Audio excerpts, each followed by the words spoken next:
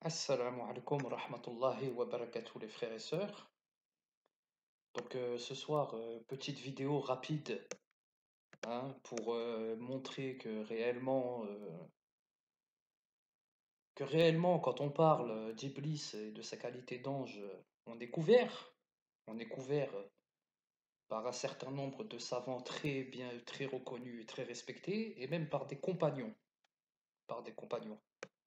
Donc la liste de personnes, de grands savants ayant considéré qu'Iblis est un ange, est non exhaustif sur les pages que je vais vous montrer, qui ont été partagées généreusement par le frère Abdelrahman sur le hangout qu'on a eu en privé. Alors j'aurais très bien pu aller prendre le Tafsir Ibn Kathir hein, et vous le lire afin de vous démontrer par A plus B que l'avis qui dit que Iblis est un ange n'est pas un avis minoritaire, bien loin de là, c'est même un avis qui, à l'époque des premiers prédécesseurs, voire à l'époque des compagnons, donc peut-être même voire à l'époque du prophète, était un avis majoritaire. Majoritaire. Voilà. Alors les gens peuvent rigoler, s'esclaffer, montrer à quel point leur ignorance et leur comportement digne de l'excrément d'un chien, tu vois, leur comportement digne de l'excrément d'un chien, peuvent se moquer, peuvent rigoler et tout, mais néanmoins, force est de constater que ce que nous disons et ce que nous proclamons concernant la nature d'Iblis est tout ce qu'il y a de plus reconnu, et si il était, comment ça s'appelle, et que s'il était selon eux bienvenu de sortir nos phrases de leur contexte et de se moquer de la vie que nous avons mise en avant, d'accord? Il faudra par la suite qu'ils aillent se moquer de ces grands savants et de ces grandes institutions islamiques qui datent de l'époque des compagnons et des pieux prédécesseurs qui les ont suivis. Donc il va falloir aller se moquer de Ibn Abbas, radiallahu anhu, le compagnon et cousin du prophète.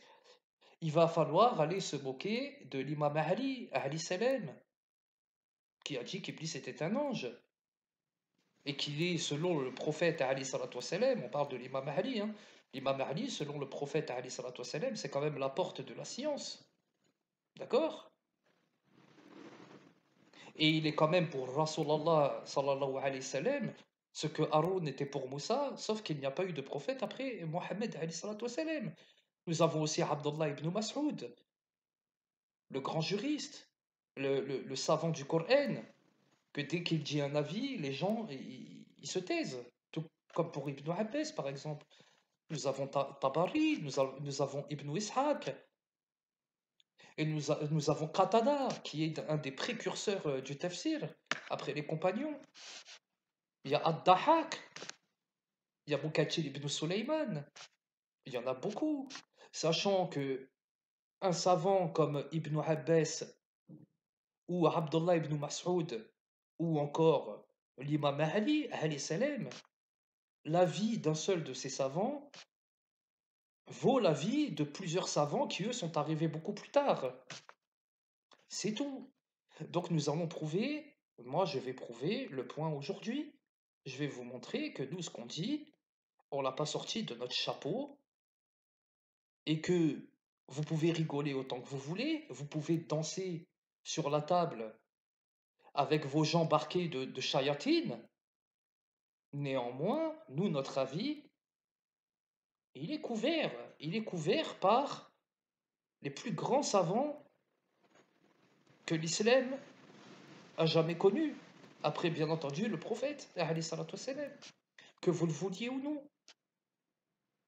Le cas d'Iblis, le fait que Dieu dise tous se prosternèrent sauf Iblis, hein, ou dans d'autres traductions, excepté Iblis, indique qu'Iblis fit partie des anges. jusqu'au moment de cette désobéissance. Ibn Abbas, radiallahu anhu, le compagnon et cousin du prophète, a dit: avant de désobéir, Iblis faisait partie des anges. Son nom était Azazil. Et les chrétiens le connaissent très bien, puisqu'il s'agit d'Azazel. Azazil, Azazel. Voilà. C'est un nom qui est connu. Et il faisait partie des anciens habitants de la terre. D'accord? C'était l'ange le plus combatif et le plus savant, ce qui le porta à s'enorgueillir. La catégorie d'anges à laquelle il appartenait se nommait les djinns. Ibn Abbas a dit également: il y avait parmi les anges une catégorie de djinns dont Iblis faisait partie.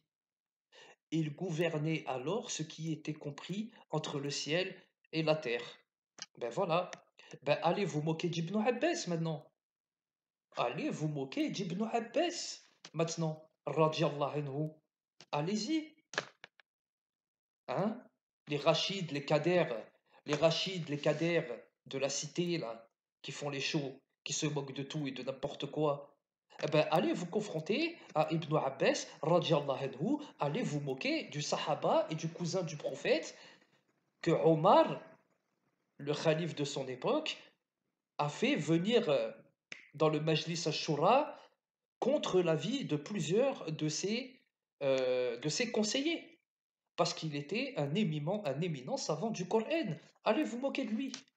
Wallah il adim, uqsimu billah il adim, que l'avis que nous avons développé en public devant vous n'a aucune différence avec ce que je viens de vous dire concernant l'avis de Ibn Abbas radiallahu anhu. Là, normalement, si je veux, j'arrête la vidéo. Si je veux, j'arrête la vidéo. Voilà. Mais bon, étant donné que les gens ignorent et qui se permettent de rigoler et qu'ils ignorent et que c'est des ignares qui ne sont intéressés que par le fasad, que par le kufr, que par le yahoud, que par le nasara, d'accord? Ben, ces gens-là ne savent rien et ils se permettent de parler. Ces gens ne sont pas intéressés par la religion. Sinon, la vie que nous avons sortie, ils le connaîtraient, mais ils ne le connaissent pas. Parce que eux, ce qui les intéresse, c'est Ash-Shaytan. C'est ça qui les intéresse, eux. C'est tout ce qui représente le mal, la pourriture et l'infamie. Et les comportements, et les manières de ce qu'il y a de plus vicieux et de plus dégueulasse sur Terre. C'est ça qui les intéresse, eux. Mais leur religion, elle ne les intéresse pas. Voilà. Alors on va continuer. Tabari, Tabari, pas Rachid du coin ou Kader le taxi, d'accord? Ou Rachid Rachid le blogueur, hein? Rachid Dangout. C'est pas Rachid Dangout ou Jean-Pierre Dangout. Non, là c'est Tabari là. Ibn Abbas, Tabari, l'imam Ali, Mohamed ibn Ishaq, Abdullah ibn Mas'ud, radiallahu anhu, et j'en passe et j'en passe. Tabari va ensuite expliquer la signification du terme djinn, car on pourrait s'étonner que des anges soient nommés ainsi alors qu'ils appartiennent essentiellement au monde céleste et que ce terme djinn désigne habituellement les génies qui sont des êtres du monde intermédiaire. Ce terme est souvent mentionné dans le Coran et toujours avec le sens de génie, sauf une seule fois où il désigne aussi les anges. Nous dîmes aux anges, prosternez-vous devant Adam. Et ils se prosternèrent, excepté Iblis qui faisait partie des djinns, ou qui était du nombre des djinns, selon les traductions. Ceci indique que ce terme djinn désigne en réalité une qualité ou une caractéristique que les anges et les génies ont en commun, en sorte que les uns comme les autres peuvent également être désignés par ce qualificatif. Comme nous l'avons déjà dit, il est fréquent en arabe qu'une chose soit désignée par l'une de ses qualités ou l'une de ses caractéristiques. Quelle est donc cette caractéristique commune aux anges et aux djinns? Mohammed ibn Ishaq, rahimahullah, donne au terme djinn une portée générale. Les Arabes appellent djinn tous les êtres cachés et par conséquent invisibles aux hommes. Le verset où il est dit que tous les anges se prosternèrent excepté Iblis qui faisait partie des djinns signifie qu'Iblis faisait partie des anges, car ceux-ci restent invisibles, en sorte qu'ils puissent être qualifiés de djinns, c'est-à-dire invisibles. Abu Ja'far Tabari, rahimahullah, ajoute les gens, écoutez, parce que là c'est très important ce qu'il dit. C'est très très très important ce qu'il dit.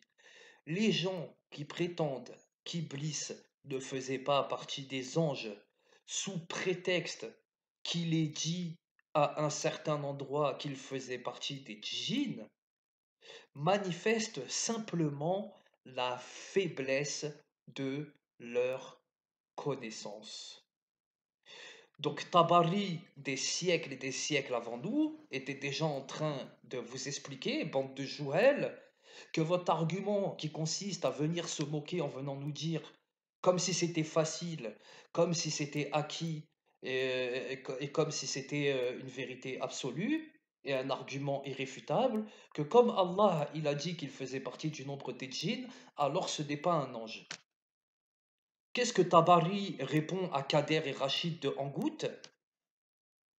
Il répond que les gens qui prétendent qu'Iblis ne faisait pas partie des anges, sous prétexte qu'il est dit à un certain endroit qu'il fait partie des djinns, manifestent simplement la faiblesse de leur connaissance.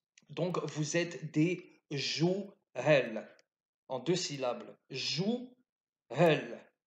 Voilà, tout simplement. Tabari dit simplement que vous êtes des jouhel. On n'ignore pas qu'Allah subhanahu wa ta'ala a créé des anges dans différentes catégories de ces créatures. Ainsi, certains anges sont créés de lumière, d'autres de feu, d'autres à partir d'autres choses.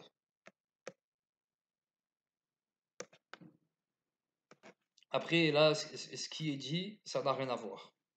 C'est-à-dire, là, le sens du nom Iblis, bon, ben, à titre d'information, Tabari dit, astaghfirullah. Tabari dit, le nom d'Iblis vient de Iblas qui signifie désespérer, de faire le bien, regretter, s'attrister. Ibn Abbas a dit, Allah a rendu Iblis désespéré, de ne jamais faire le moindre bien et il en a fait un démon lapidé, par suite de sa désobéissance. Voilà. Donc voilà. Voilà. Donc il y a 2 solutions. Il y a ceux qui apprennent leur religion et qui viennent et qui sont couverts par un certain nombre de savants, hein, et qui sont là uniquement déjà pour le din, pour l'islam, pour la vérité, le haqq, si Allah nous le permet. Et il y en a qui sont là uniquement pour le fasad, pour le kufr, pour la trahison, pour tout ce qu'il y a de plus dégueulasse et de plus laid sur la surface de la terre, tout simplement. Donc voilà, on va faire un petit live juste après cette vidéo, qui n'aura rien à voir. On va parler de Saad Lamjared, le violeur, le chanteur du diable et le violeur. Nous allons voir les similarités avec ce qui s'est passé avec Tariq Ramadan et nous allons faire un petit, Inch'Allah, une petite réflexion sur le nationalisme par rapport à tout ça. Pas par rapport à Tariq Ramadan, mais par rapport à Saad Lamjared, le viol en particulier. Voilà les frères et sœurs. Assalamu alaikum wa rahmatullahi wa barakatuh. prenez soin de vous, ne laissez pas les rires, ne laissez pas les rires et les claquements de sabots de diable vous écarter du Coran et du savoir et de l'apprentissage, et surtout de l'honneur et de la dignité. C'est très très très important, l'honneur et la dignité, le courage, la bravoure, l'honnêteté, c'est des choses très très très très très très très importantes. Très importantes. Voilà les frères et sœurs. Assalamu alaikum wa rahmatullahi wa barakatuh.